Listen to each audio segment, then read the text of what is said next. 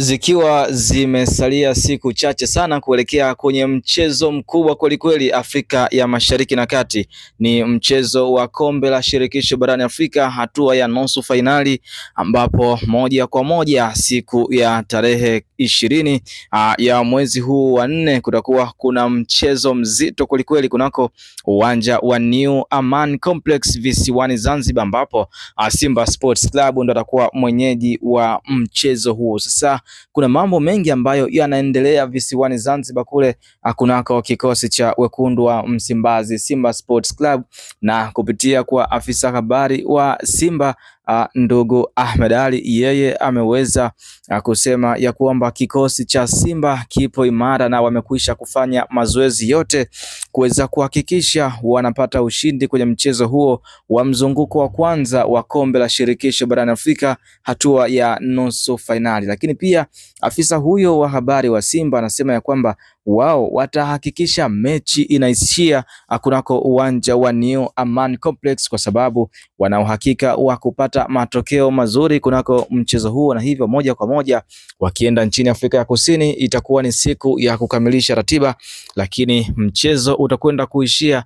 kwenye uwanja wa Amaan Complex pale visiwani Zanzibar. Lakini pia anasema Stellenbosch ni timu ya kawaida sana, lakini watahakikisha wanapata ushindi kwenye uwanja wa nyumbani ili kuweza kujihakikishia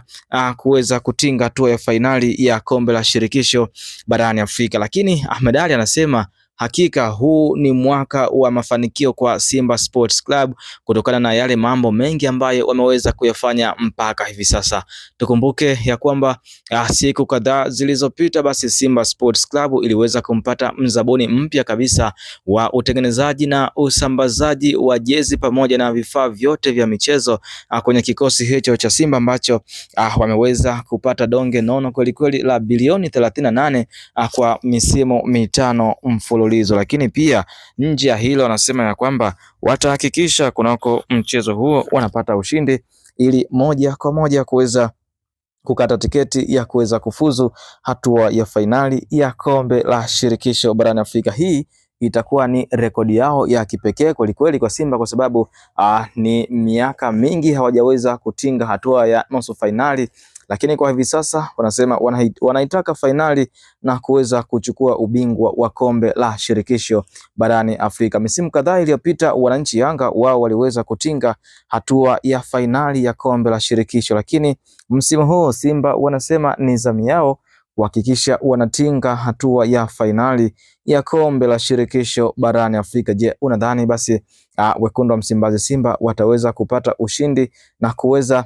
kuleta kombe la kimataifa hapa nchini Tanzania? Basi usisite kuacha komenti yako, lakini kama bado hujasubscribe channel yetu basi hakikisha unafanya hivyo ili uwe wa kwanza kabisa kuweza kuzipata taarifa zetu zote za michezo pamoja na burudani kitaifa pamoja na kimataifa. Kila siku utakuwa ni mtu wetu wa kwanza kabisa kuweza kuzipata taarifa hizi. Asante sana, endelea kusalia nasi.